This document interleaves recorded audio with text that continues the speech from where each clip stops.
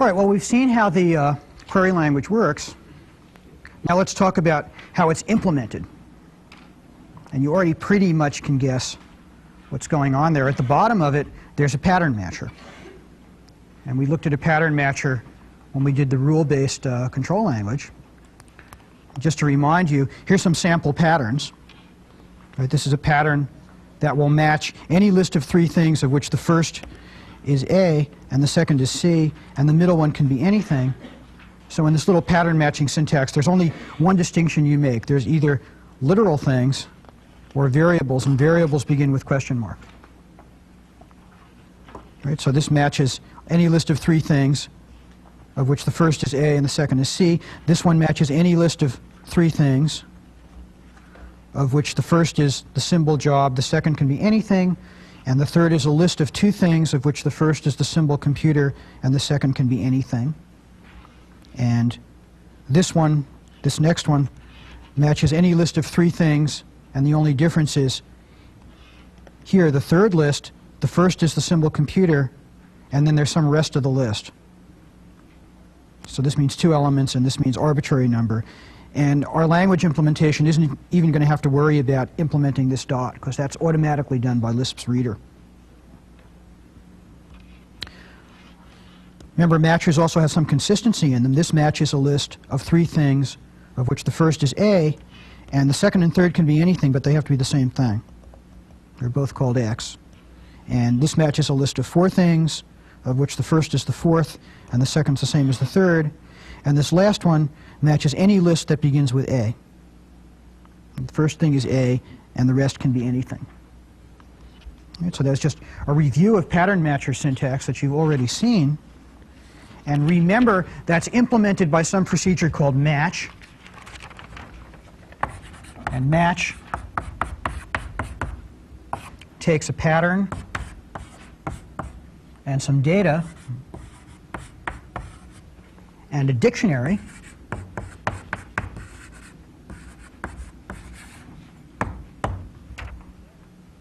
and what match asks the question: is there any way to match this pattern against this data object subject to the bindings that are already in this dictionary? So for instance, if we're going to match the pattern X, Y, Y, X against the data A, B, B, A, subject to a dictionary that says X equals A, then the matcher would say, yes, that's consistent, these match, and it's consistent with what's in the dictionary to say that X equals A. And the result of the match is the extended dictionary that says X equals A and Y equals B. So a matcher takes in pattern data dictionary, puts out an extended dictionary. If it matches, or if it doesn't match, says that it fails. So for example, if I use the same pattern here, if I say does X, Y, Y, X match A, B, B, A, with the dictionary Y equals A, then the matcher would put out fail.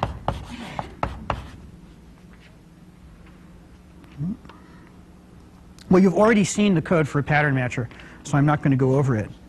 But it's the same thing we've been doing before. Right? So you saw that in the system on rule-based control. It's essentially the same matcher. In fact, I think the syntax is a little bit simpler, because we're not worrying about arbitrary constants and expressions and things. There's just variables and constants. Okay, well, given that, what's a primitive query? Primitive query is going to be a rather complicated thing. It's going to be, let's think about the query job of X is d dot y. That's a query we might type in. That's going to be implemented in the system. So we'll think of it as this little box. Here's the primitive query. And what this little box is going to do is take in two streams and put out a stream. So the shape of a primitive query is that it's a thing where two streams come in and one stream goes out. What these streams are going to be is down here is the database.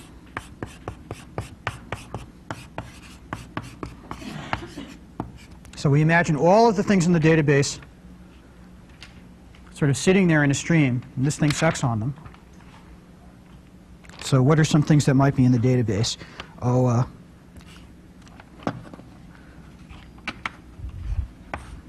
job of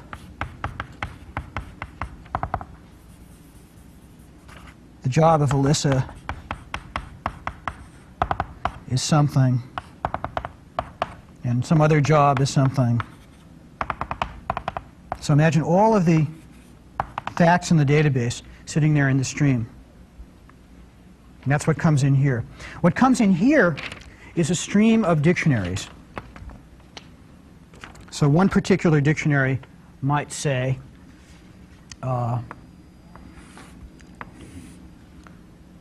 Y equals programmer.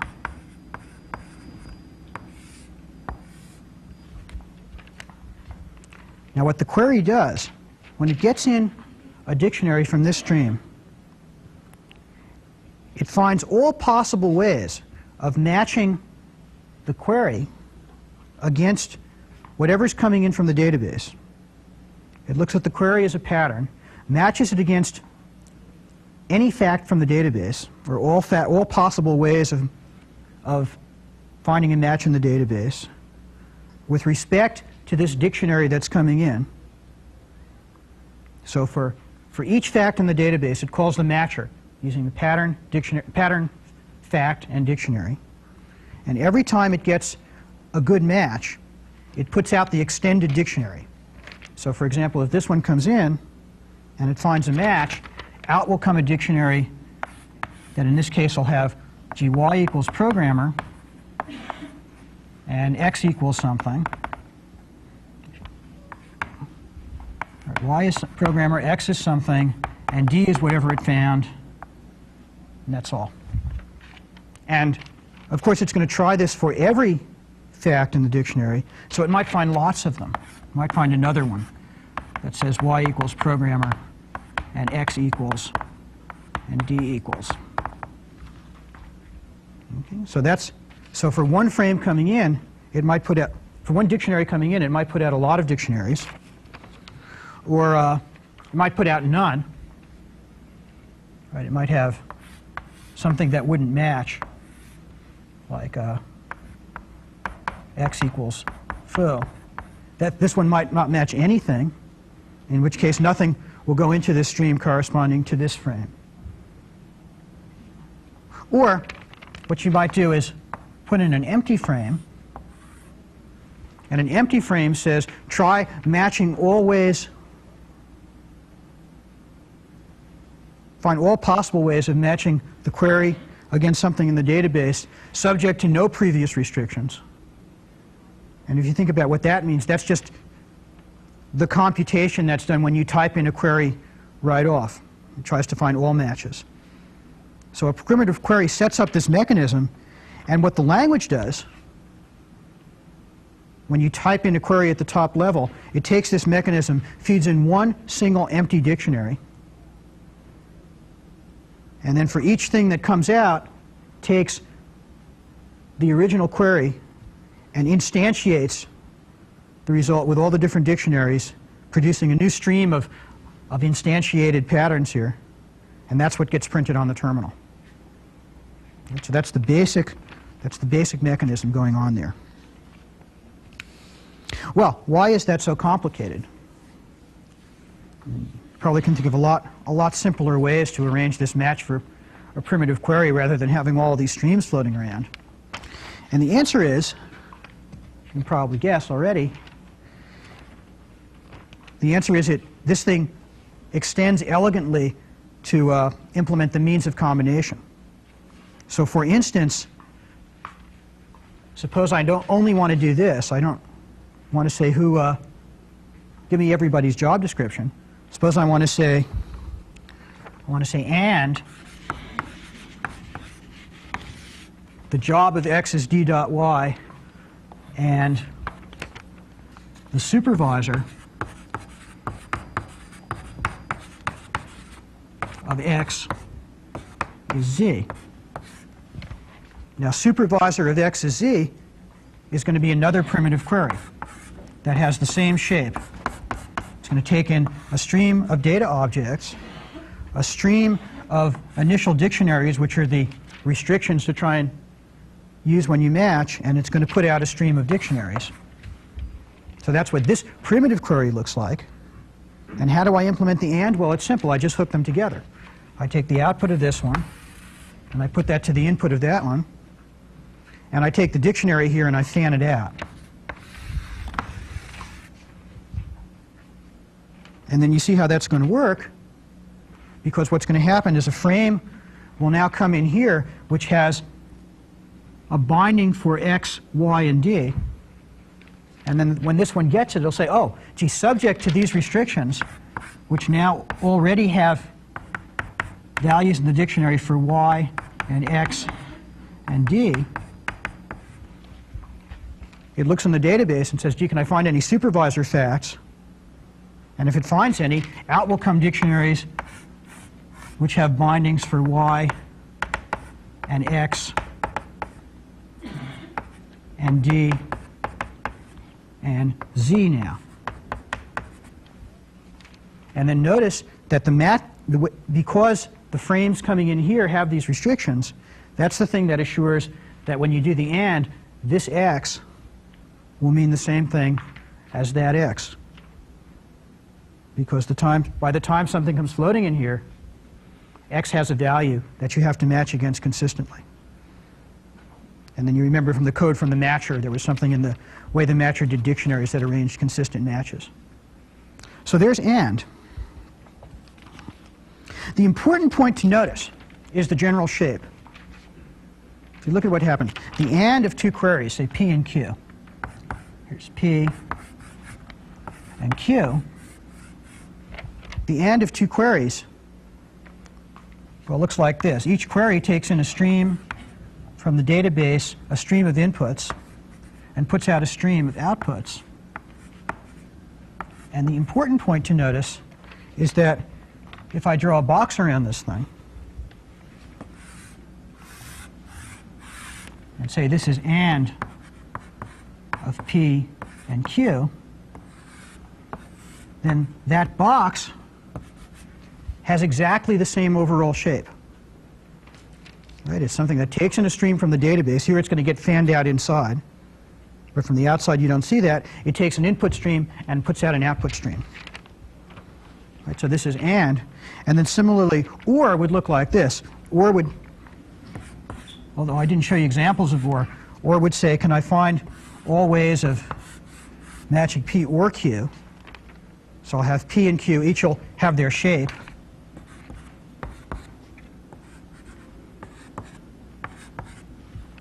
And the way OR is implemented is I'll take my database stream, I'll fan it out, I'll put one into P and one into Q.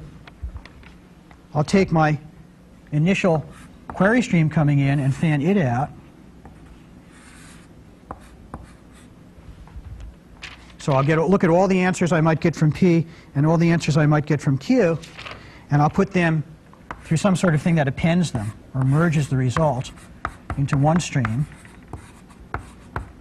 And that's what will come out. And this whole thing from the outside is OR. And again, you see it has the same overall shape when looked at from the outside. Okay. What's not works kind of the same way.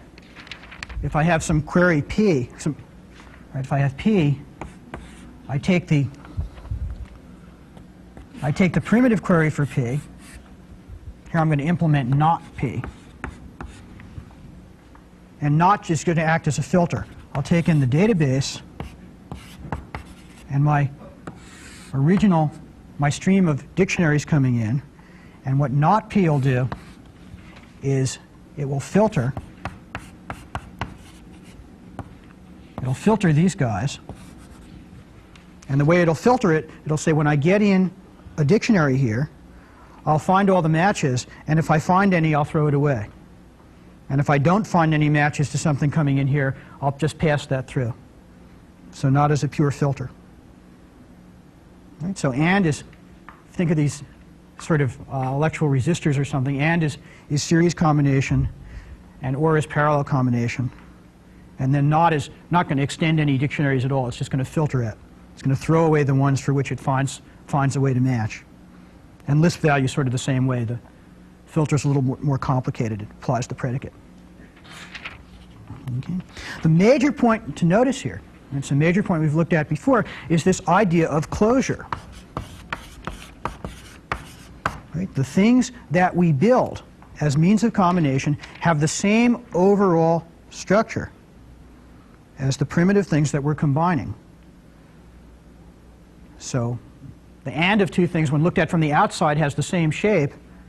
And what that means is that this box here could be an AND or an OR a NOT or something, because it has the same shape to interface to the things, to the larger things. It's the same thing that allowed us to get complexity in the Escher picture language, or allows you to immediately build up these complicated structures just out of pairs. Right? It's closure. Right? And that's the thing that allowed me to do what by now you took for granted. When I said, gee, there's a query which is AND of job and salary, and I said, oh, there's another one which is AND of job of and not of something. And the fact I could do that is a direct consequence of this closure principle. Okay, let's break and then we'll go on. Where does the dictionary come from? The dictionary comes initially from what you type in. So when you start this up, the first thing it does is set up this whole structure. It puts in one empty dictionary. And if all you have is one primitive query, then what will come out is a bunch of dictionaries with things filled in. The general situation that I have here is when this is in the middle of some nest of combined things. So by the time, let's look at the picture over here, this supervisor query gets in some dictionary. Where did this one come from? This dictionary came from the fact that I'm looking at the output of this primitive query. So maybe to be very specific, if I literally typed in just this query at the top level, this AND, what would actually happen is it would build this structure and start up this whole thing with one empty dictionary.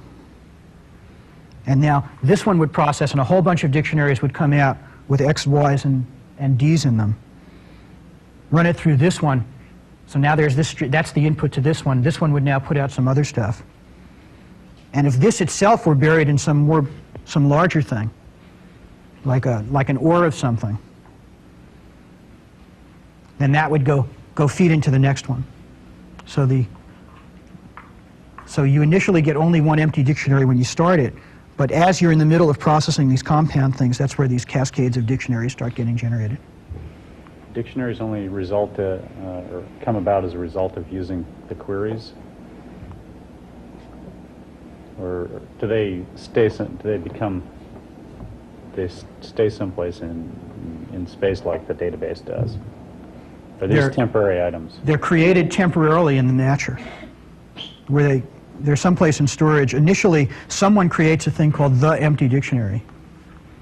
That gets initially fed to this match procedure, and then the match procedure builds some dictionaries, and they get passed on and on. Okay, so they'll go away after the match? They'll go away when no one needs them again. Yeah. Here. It appears that the AND performs some redundant searches of the database. If the first clause matched on, say, the third element and not on the first two elements, the second clause is going to look at those first two elements again, discarding them because they don't match. The match is already in the dictionary. Would it make sense to carry the data element from the database along with the dictionary?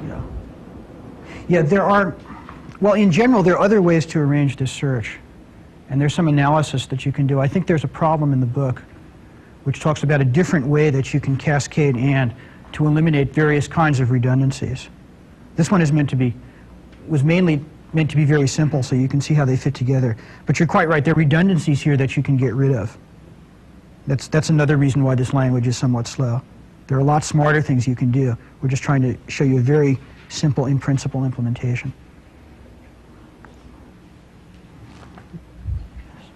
Did you model this language on Prolog, or did it just come out looking like Prolog?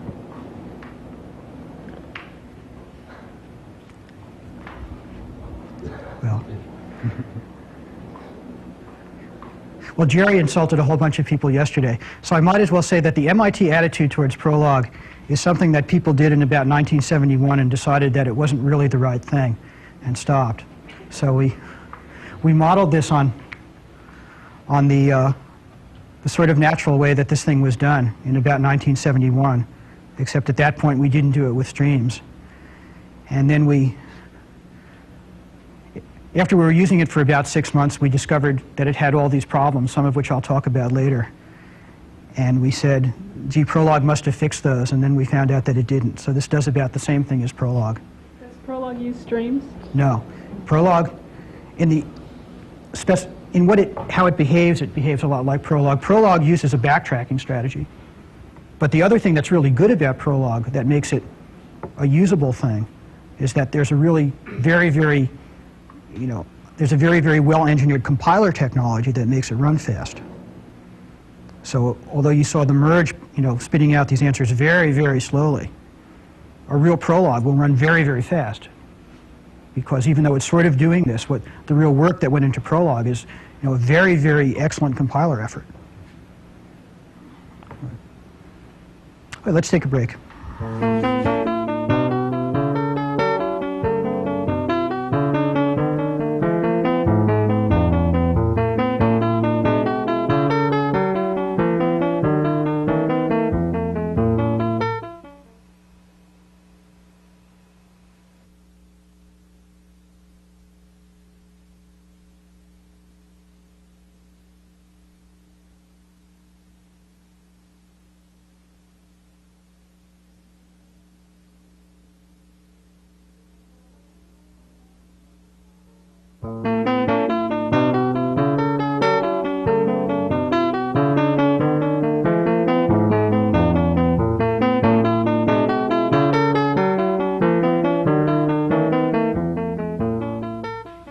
We've looked at the primitive queries and the ways that streams are used to implement the means of combination, right? And or, and not.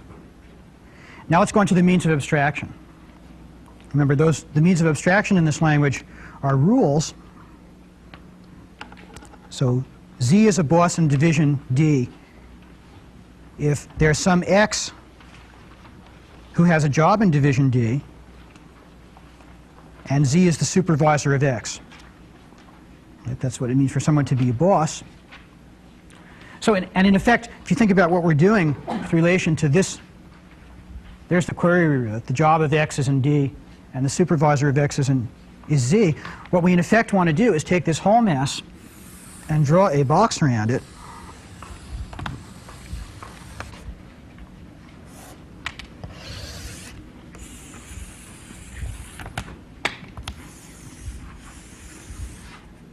And say, this whole thing, right, inside the box is boss of Z in division D. That's in effect what we want to do. So for instance, if we've done that and we want to check whether or not it's true that Ben Bitdiddle is a boss in the computer division. So if I want to say boss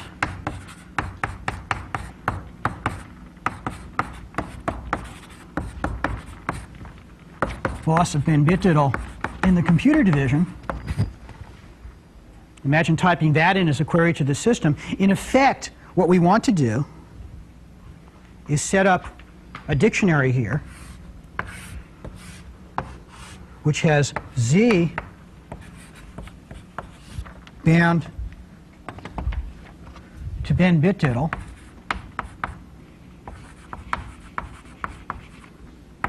and D bound to computer. All right, where'd that dictionary come from? Let's look at the slide for 1 second. That dictionary came from matching the query that said boss of Ben Bitdiddle and computer onto the conclusion of the rule, boss of Z and D. Right, so we match the query to the conclusion of the rule. That gives us a dictionary.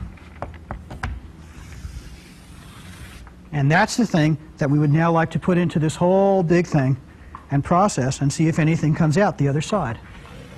And if anything comes out, right, it'll be true. That's the basic idea. So in general, the way we implement a rule is we match the conclusion of the rule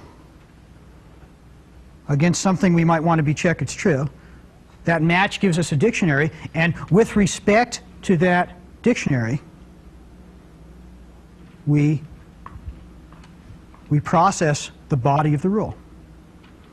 Okay? Well, that's really all there is, except for 2 technical points. Right? The first technical point is that I might have said something else. I might have said,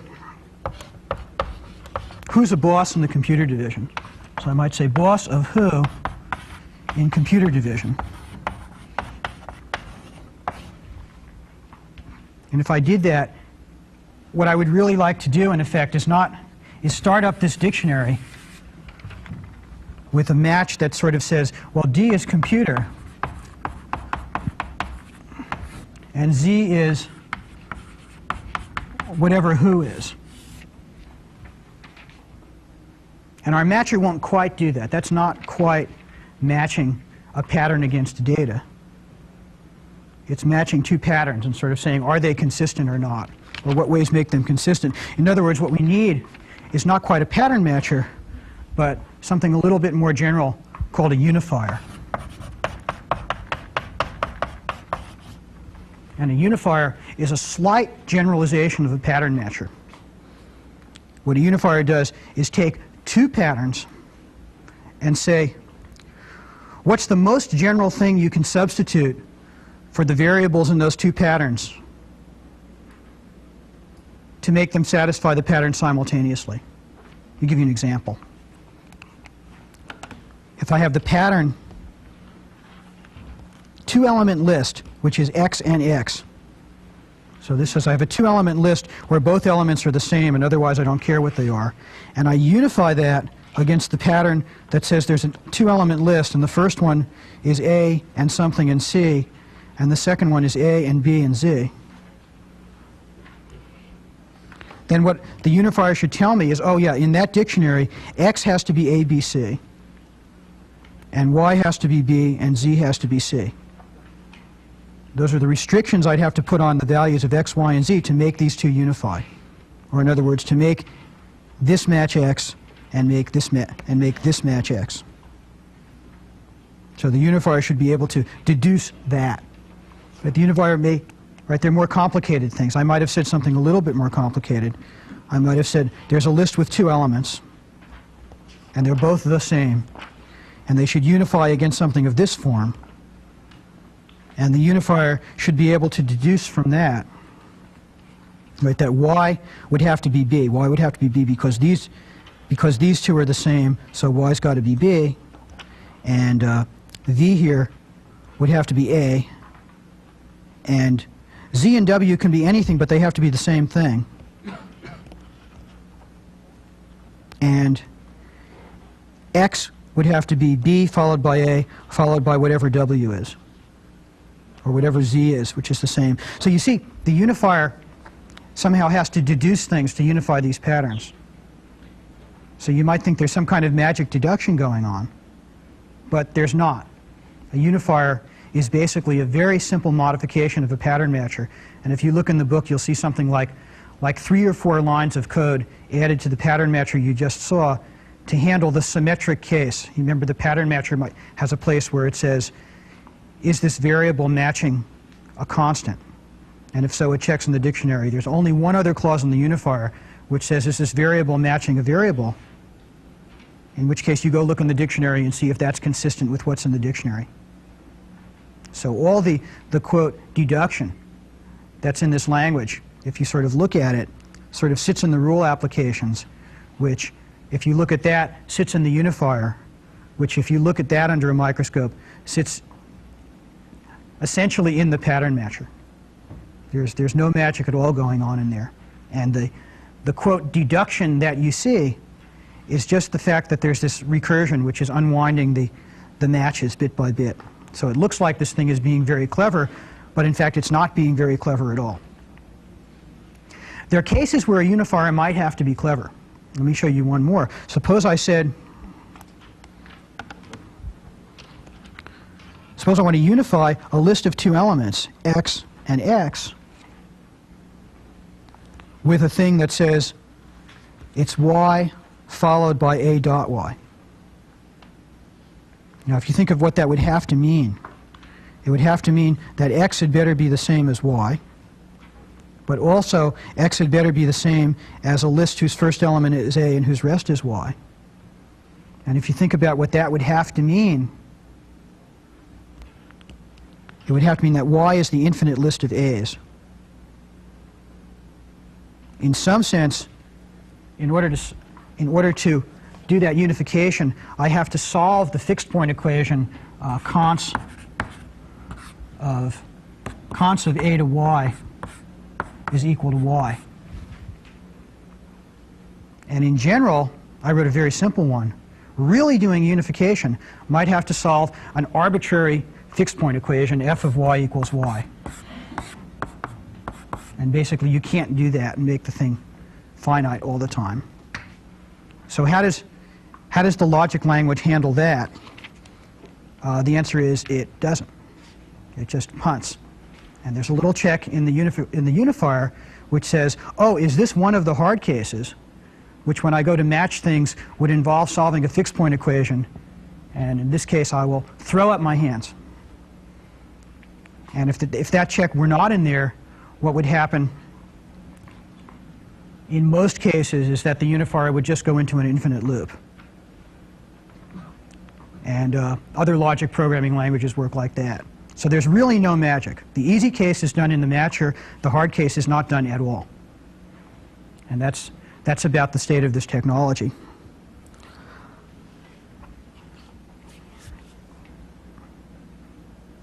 Okay, well now let me just say again formally how rules work now that I talked about unifiers. So the official definition is that to apply a rule, well, let's start using some words we've used before. Let's talk about sticking dictionaries into these big boxes of query things as evaluating these large queries relative to an environment or a frame. See, we can think of that dictionary. What's the dictionary after all? It's a bunch of meanings for symbols. That's what we've been calling frames or environments. What does it mean to do some processing relevant to an environment? That's what we've been calling evaluation. So we can say the way that you apply a rule is to evaluate the rule body relative to an environment that's formed by unifying the rule conclusion with the given query. And the thing I want you to notice is the complete formal similarity to the metacircular evaluator, or the substitution model. To apply a procedure, we evaluate the procedure body relative to an environment that's formed by binding the procedure parameters to the arguments. There's a complete formal similarity there between rules, rule application, and procedure application, even though these things are very, very different. And again, you have the eval-apply loop. Right? Eval and apply. So in general, I might be processing some combined expression that'll turn into a rule application, which will generate some dictionaries or frames or environments or whatever you want to call them from match, which will then be the input to some big compound thing like this. This, as pieces of it, may have other rule applications. And you have essentially the same cycle, even though there's nothing here at all that looks like procedures. It really has to do with the fact you've built a language whose means of combination and abstraction unwind in certain ways. And then in general, what happens at the very top level, you might have rules in your database also. So things in these databases might be rules, or ways to check that things are true. So it might come in here and have to do a rule check. And then there's some control structure which says, well, you look at some rules and you look at some data elements and you look at some rules and data elements and these stand out and out and out. So it becomes essentially impossible to say what order it's looking at these things in, whether it's breadth first or depth first or anything. And it's even more impossible because the actual order is somehow buried in the delays of the streams. So what's very hard to tell from this is the order in which it's scanned, but what's true is, because you're looking at the stream view, is that all of them eventually get looked at. Okay. Okay. Let me just mention one tiny technical problem. Suppose I'd said over here, suppose I tried saying boss of Y is computer. Then a funny thing would happen. As I stuck a dictionary with Y in here, I might get, this Y is not the same as that Y, which was the other piece of somebody's job description. So if I really only did literally what I said, we'd get some variable conflict problems. So I lied to you a little bit. Notice that problem is exactly a problem we've run into before. It is precisely the need for local variables in a language, right? That when I have the sum of squares, that x, it better not be that x. And it's exactly the same as this y had better not be that y. And we know how to solve that.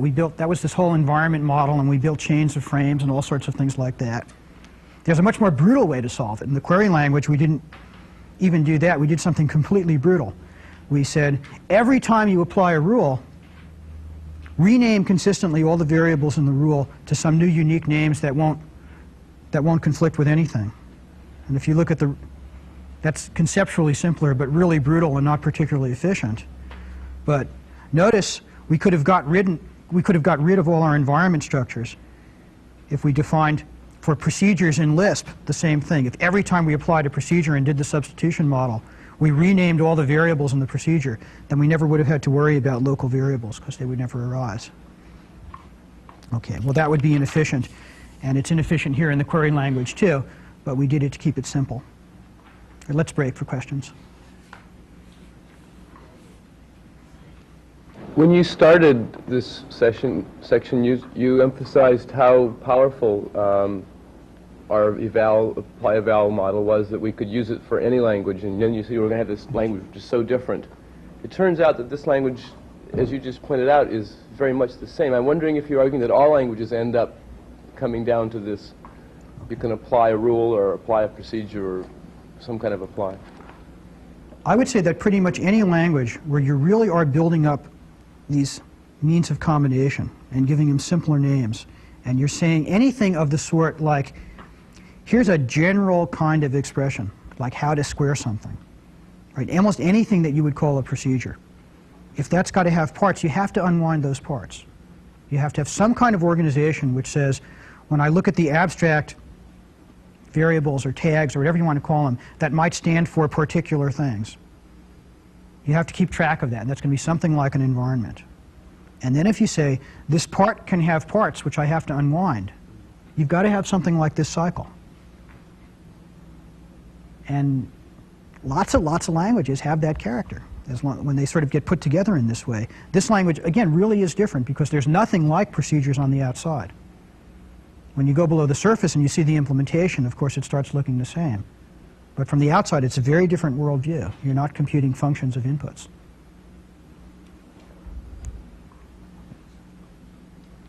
You mentioned earlier that when you build all of these rules in the pattern matcher, and with the delayed action of the streams, you really have no way to know in what order things are evaluated. Right. And that would indicate then that you should only express declarative knowledge that's true for all time, no time sequence built into it. Otherwise, these things get all... Yes. Yes. The question is, this really is set up for doing declarative knowledge.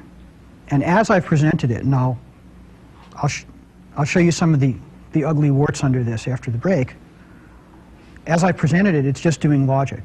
And in principle, if it were logic, it wouldn't matter what order it's getting done in. And it's quite true. When you start doing things where you have side effects, like adding things to the database and taking things out, and we'll see some others, you lose that kind of control. So for example, contrasting with Prolog, say Prolog has various features where you really exploit the order of evaluation. And people write Prolog programs that way. That turns out to be very complicated in Prolog, although if you're an expert Prolog programmer, you can do it. However, here I don't think you could do it at all. It's very complicated, because you really are giving up control over any prearranged order of trying things. Now that would indicate then that you have a functional mapping. And when you started out this lecture, you said that we express declarative knowledge, which is a relation, and we don't talk about the inputs and the outputs. Right, well, there's a pun on functional, right? There's functional in the sense of no side effects and not depending on what order's going on. And then there's functional in the sense of mathematical function, which means input and output, and it's just that pun that you're making, I think. I'm a little unclear on what you're doing with these two statements, the two boss statements.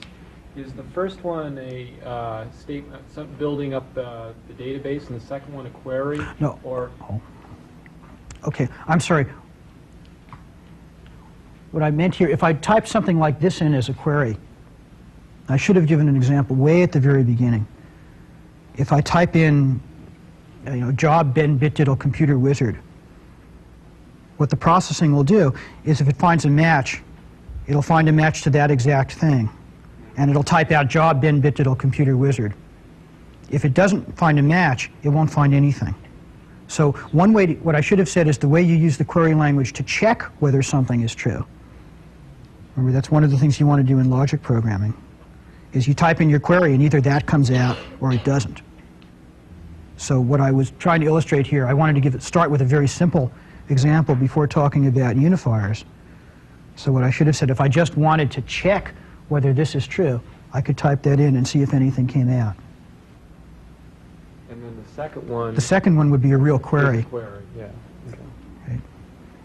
What would come out, see, it would go in here, say, with who, and in would go a frame that says Z is bound to who and D is bound to computer. And this would pass through, and then by the time it got out of here, who would pick up a binding. On the unifying thing there,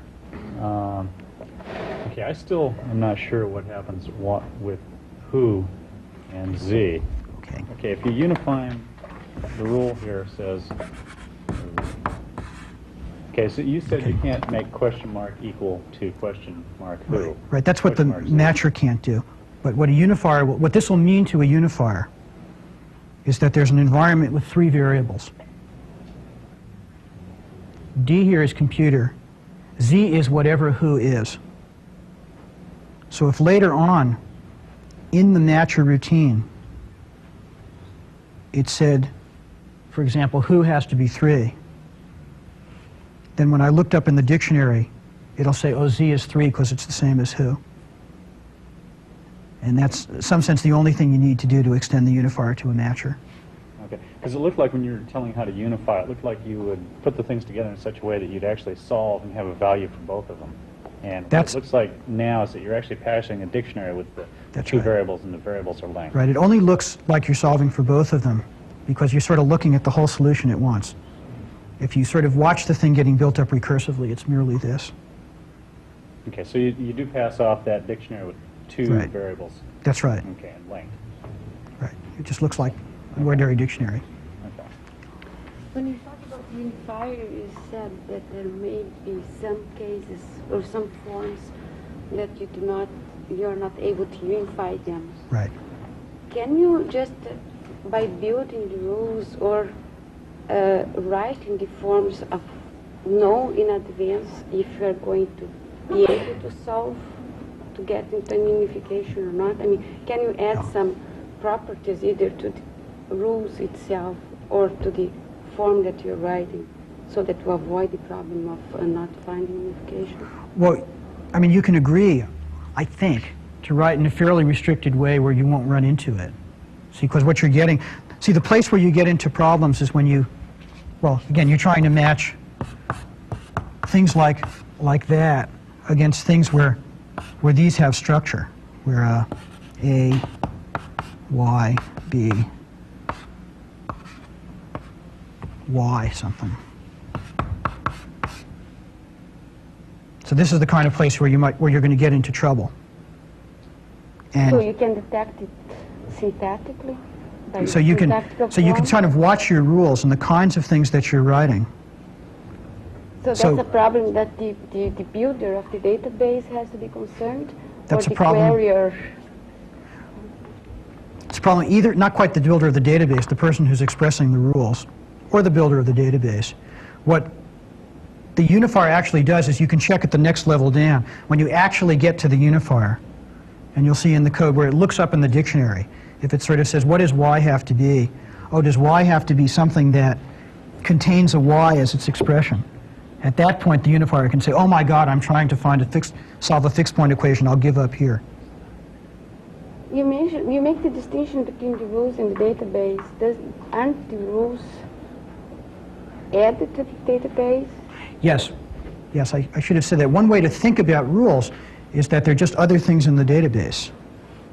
Right? So if you want to check, there are things that have to be checked that are in the database. They're kind of virtual facts that are in the database. But in that explanation, you made the differentiation between database and the rules itself. Yeah, I probably should not have done that. The only reason to do that is in terms of the implementation. When you look at the implementation, there's a part which says check either primitive assertions in the database or check rules. And then the real reason why you can't tell what order things are going to come out in is that the rules database and the data database sort of get merged in a kind of delayed evaluation way. And so that's what makes the order very complicated.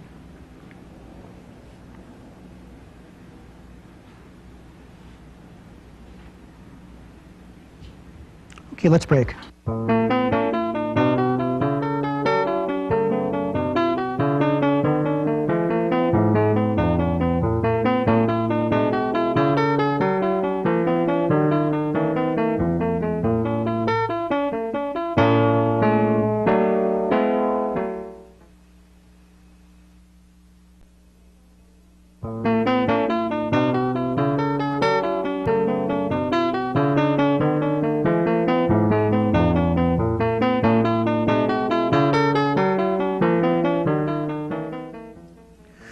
We've just seen how the logic language works and how rules work. Now let's turn to a more profound question. What do these things mean? That brings us to the subtlest, most devious part of this whole query language business. And that is that it's not quite what it seems to be.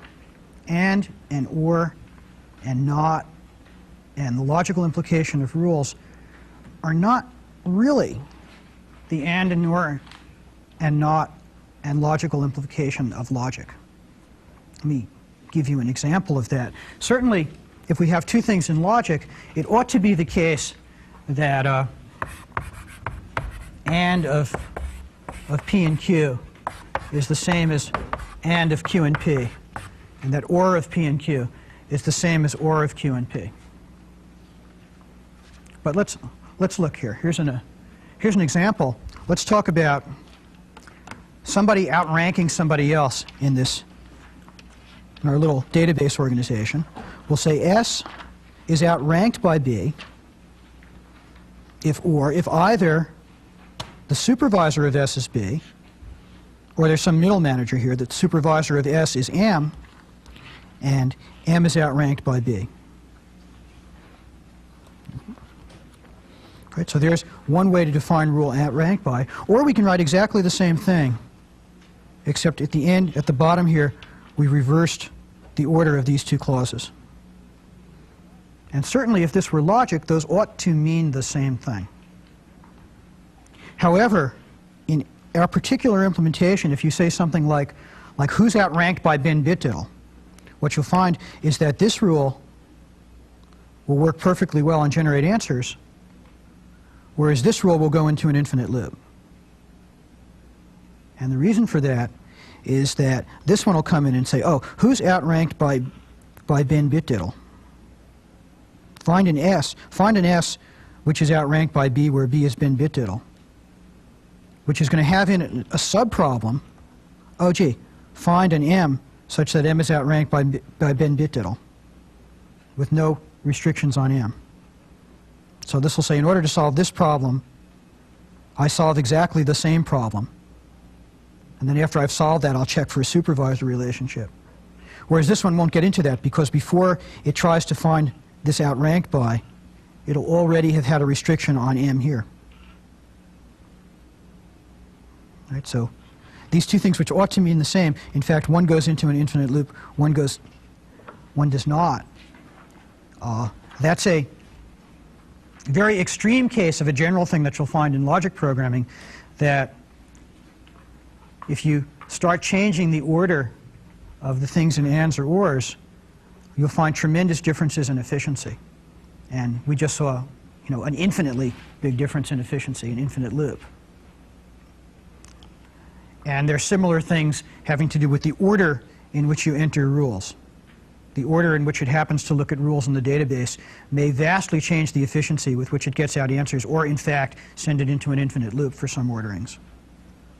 And this whole thing has to do with the fact that you're checking these rules in some order. And some rules may lead to really long paths of implication, others might not, and you don't know a priori which ones are good and which ones are bad. And there's a whole bunch of research having to do with that, mostly having to do with thinking about making parallel implementations of logic programming languages. And in some sense, what you'd like to do is check all rules in parallel, and whichever ones sort of get answers, you bubble them up. And if some go down infinite deductive chains, well, you just, memory is cheap and processors are cheap, and you just let them buzz for as long as you want. There's a deeper problem, though, in comparing this logic language to real logic. The example I just showed you, it went into an infinite loop, maybe, but at least it didn't give the wrong answer. There's an actual deeper problem when we start comparing, seriously comparing this logic language with real classical logic. So let's sort of review some real classical logic. Let's see, I'd say all humans are mortal. Right, so it's pretty classical logic. And then maybe we'll continue in the very best classical tradition. We'll say all, let's make it really classical. All Greeks are human. Right? And how's the syllogism go? Socrates is a Greek. And then what do you write here? I think 3 dots in classical logic. Therefore, in the syllogism, Socrates is mortal. Okay, so there's some real honest classical logic. Let's compare that with a classical logic database. Right, so here's a classical logic database. Socrates is a Greek, Plato's a Greek, Zeus is a Greek, and Zeus is a god. And all humans are mortal. Right? To show that something is mortal, it's enough to show that it's human. All humans are fallible. And all Greeks are humans, not quite right. This says that all Greeks who are not gods are human. Right? So to show something's human, it's enough to show it's a Greek and not a god. And the address of any Greek god is Mount Olympus. Right? So there's a little classical logic database. And indeed, that would work fairly well. If we type that in and say, is Socrates mortal, or Socrates fallible or mortal, it'll say yes. Is Plato mortal and fallible? It'll say Yes, if we say, is Zeus mortal, it won't find anything. Right? And it'll work perfectly well. However, suppose we want to extend this. Let's define what it means for someone to be a perfect being. I don't know if you will say rule, a perfect being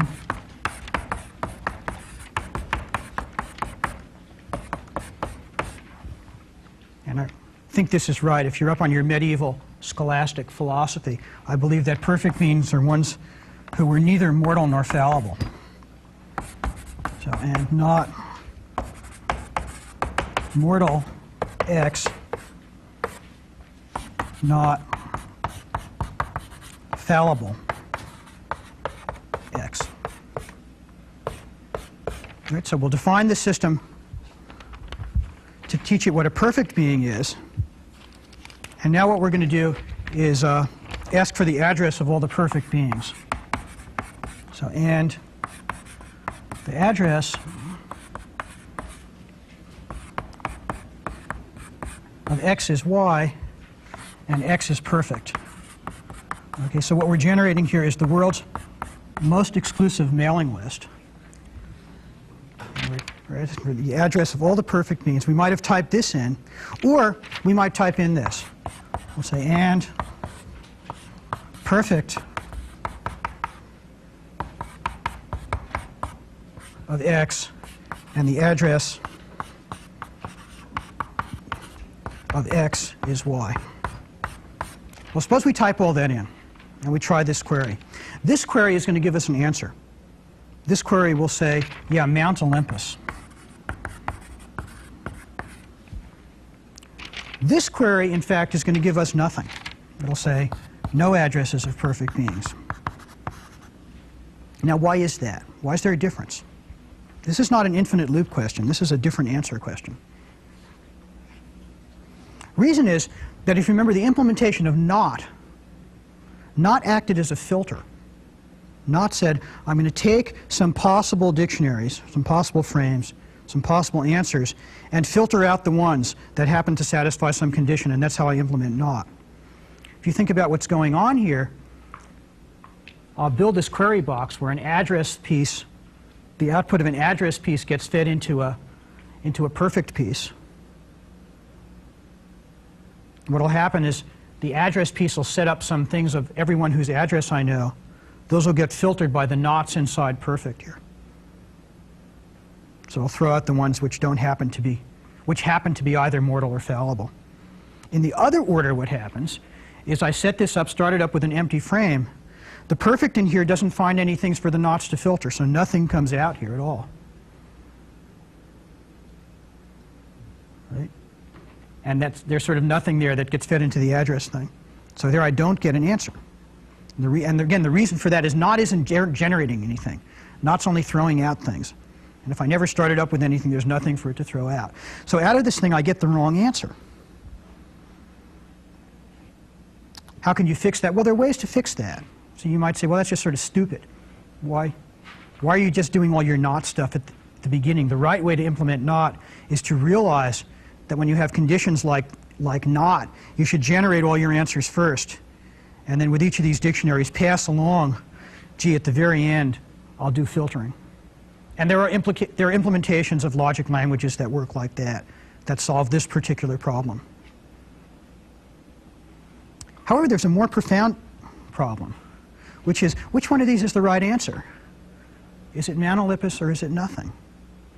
So you might say it's Mount Olympus because, after all, Zeus is in that database. And Zeus was neither mortal nor fallible. Right, so you might say Zeus ought to satisfy not mortal Zeus, or not fallible Zeus. But let's actually look at that database. Let's look at it. There's no way. How does it know that Zeus is not fallible? There's nothing in there about that. What's in there is that humans are fallible. Right? How does it know that Zeus is not mortal? There's nothing in there about that. It just said, I don't have any rule which, see, the only way I can deduce something's mortal is if it's human, and that's all it really knows about mortal. And in fact, if you remember your classical mythology, you know that the Greek gods were not mortal, but fallible. Right? So the answer is not in the rules there. See, why does it deduce that? Right? See, Socrates would certainly not have made this error of logic. What not means in this language is not not. It's not the not of logic. What not means in this language is not deducible from things in the database, as opposed to not true.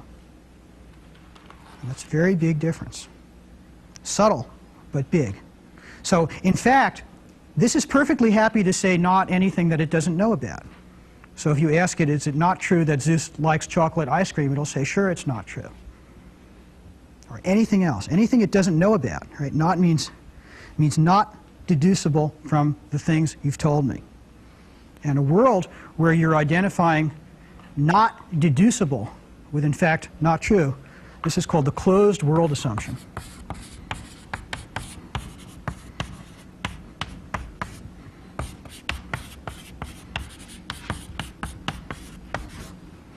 Right? Closed world assumption. Anything that I cannot deduce from what I know is not true. Right? If I don't know anything about X, then X isn't true. That's very dangerous. See, from a logical point of view, first of all, it doesn't really make sense. Because if I don't know anything about X, I'm willing to say not X. But am I willing to say not X? Well, sure, I don't know anything about that either, maybe. So not X is not necessarily the same as X, and so on and so on and so on. So there's some sort of funny bias in there. Right? So that's sort of funny. The second thing, if you start building up, real reasoning programs based on this, I mean, think how dangerous that is. Right? You're saying, you're saying, I know I'm in a position to deduce everything true that's relevant to this problem. So I'm reasoning, and built into my reasoning mechanism is the assumption that anything that I don't know can't possibly be relevant to this problem. Right? There are a lot of big organizations that work like that. Right? Most corporate marketing divisions work like that. And you know the consequences of that. Right? So it's very dangerous to start really typing in these big logical implication systems and going on what they say, because they have this really limiting assumption built in. Right? So you have to be very, very careful about that. And that's a deep problem. That's not a problem about we can make a little bit cleverer implementation and do the filters and organize the infinite loops to make them go away. It's a different kind of problem. It's a different semantics. So I think to wrap this up, it's fair to say that logic programming, I think, is a terrifically exciting idea. I mean, the idea that you can bridge this gap from the imperative to the declarative, that you can start talking about relations and really get tremendous power by going above the abstraction of what's my input and what's my output and link to logic. The problem is it's a goal that I think has yet to be realized. And probably one of the very, very most interesting research questions going on now in languages is how do you somehow make a real logic language? And secondly, how do you bridge the gap from this world of logic and relations to the worlds of more traditional languages and somehow combine the power of both? Okay, let's break. Okay. Couldn't you solve that last problem by having extra rules that implied, I mean, the problem here is you have the right. Of something, but you don't have the definition of its opposite. If you include in the database something that says something implies mortal X, something else implies not mortal X, haven't you basically solved the problem? But the issue is, do you put a finite number of those in? If things are specified always in pairs. But the question is, then what do you do about deduction? So you can't specify knots. But the problem is, in a big system, it turns out that might not be a finite number of things. There are sort of two issues. Partly it might not be finite. Partly it might be, it's not what you want. So for a good example would be, suppose I want to do connectivity. I want to reason about connectivity. And I'm going to tell you there's 4 things, A and B and C and D. And I'll tell you A is connected to D, A is connected to B, and C is connected to D. And now I'll tell you, is A connected to D? Right, that's the question. There's an example where I would like something like the closed world assumption. That's a tiny toy, but a lot of times I want to be able to say something like, anything that I haven't told you, assume is not true. So it's not as simple as you only want to put in explicit nots all over the place. It's that sometimes it really isn't clear what you even want. That having to specify both everything and not everything is too precise, and then you get down into problems there. But there are a lot of approaches that, that explicitly put in nots and reason based on that. So it's a very good idea. It's just that then it starts becoming a little cumbersome in the very large problems you'd like to use.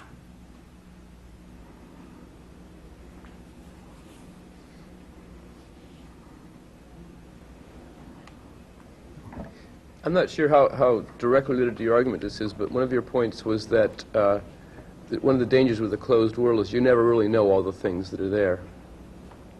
You never really know all the parts to it. Isn't that a major problem with any programming? I always write programs where I assume that I've got all the cases, and so I check for them all or whatever, and then somewhere down the road I find out that I didn't check for one of them. Well, sure it's true, but the problem here is it's that assumption which is the thing that you're making if you believe you're identifying this with logic. So you're quite right. It's a situation you're never in. The problem is if you're starting to believe that what this is doing is logic, and you look at the rules you write down and say, what can I deduce from them? You have to be very careful to remember that not means something else. And it means something else based on an assumption which is probably not true. Do I understand you correctly that you cannot fix this problem without killing off all possibilities of inference through altering not? No, that's not quite right. There are ways to do logic of real knots. There are actually ways to do that, but they're very inefficient as far as anybody knows. And they're much more, the quote inference in here is built into this unifier and this pattern matching unification algorithm. There are ways to automate real logical reasoning, but it's not based on that. And logic programming languages don't tend to do that because it's very inefficient, as far as anybody knows.